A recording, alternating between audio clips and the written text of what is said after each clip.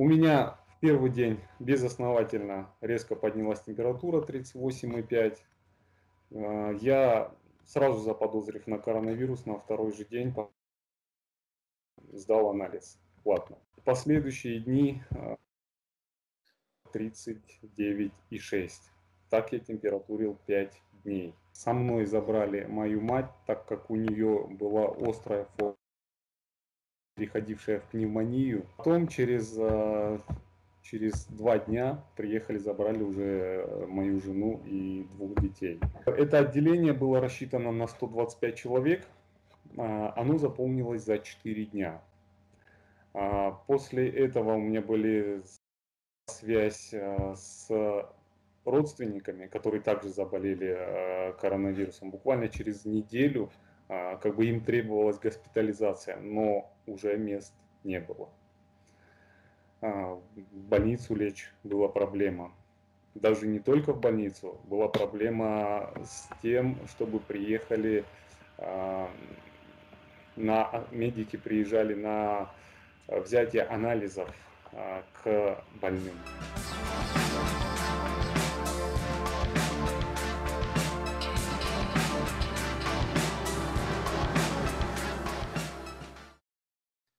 Лечащий врач, который был, хотя там по документу у меня написан уролог, не знаю, но то, как меня лечили, как они все-таки меня подняли из этого состояния, я никаких претензий не имею. Я неделю пролежал дома, лечился сам.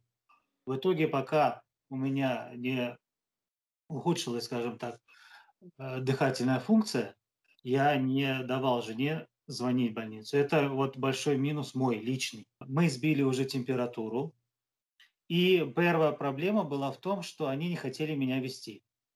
Температуры нет, оснований как бы в этом плане нет. Но так как у меня было очень тяжело с дыханием, я задыхался, и врач все-таки решил, чтобы меня отвезти. Чтобы вы понимали, я был в маске, кислородный вот этот баллон, и только вместе с этим конструкцией я смог добраться до железнодорожной больницы. Там сделали снимок. Представьте, мне нужно было поднять руки, и сделали снимок, а я дышать не могу. Чтобы вы понимали, этот снимок они делали минут 5, наверное. У меня была двусторонняя пневмония, поражение, как они мне сказали, больше 50%. То есть, не выживают, скажем так, в таком случае. Повезло, что я вот себя настраивал, что я должен.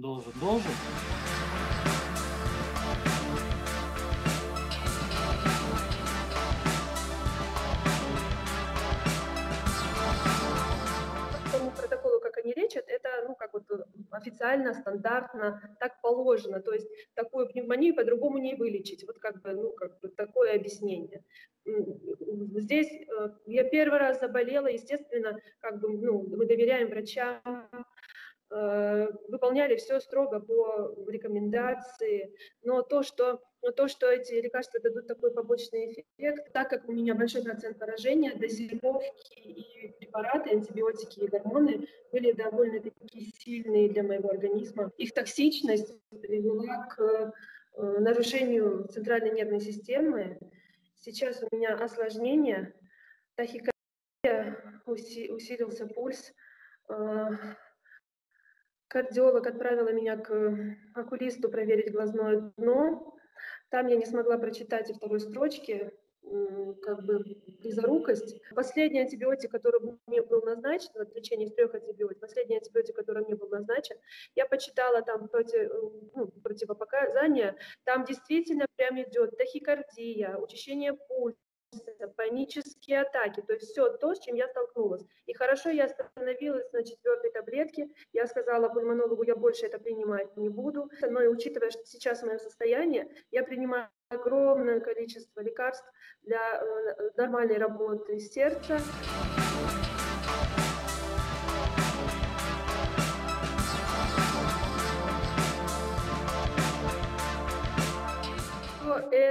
Все эти лекарства, все эти обследования, все эти сдачи бесконечной крови, УЗИ и все остальное, это очень дорогостоящее. У нас я села один день, начала записывать, подклеила квитанции, начала записывать насчитала на 60 тысяч рублей. И еще у меня есть пакет целый с чеками, которые я еще не считала.